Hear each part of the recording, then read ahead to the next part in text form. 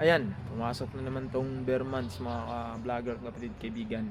Gusto ko lang pong mag-share sa inyo sa mga oras na ito na siyempre pag bear, marami pong mga okasyon.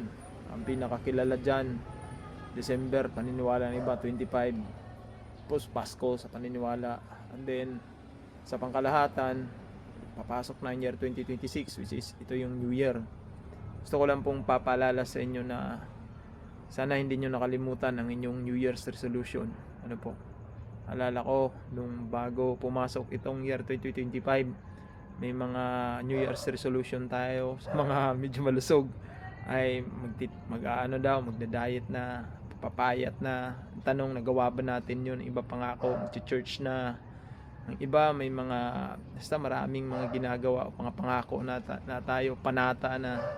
Ito yung mga babaguhin natin sa bagong taon.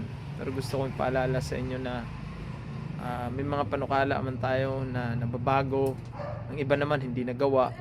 Pero ang Diyos hindi talaga nagbabago. Mahal na mahal pa rin yung bawat isa sa atin.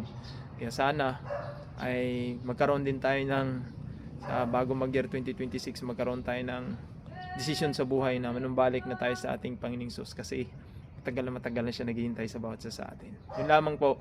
I hope sa maikling mensahe ito ay kapulutan niyo po ng aral. God bless po. Bye bye.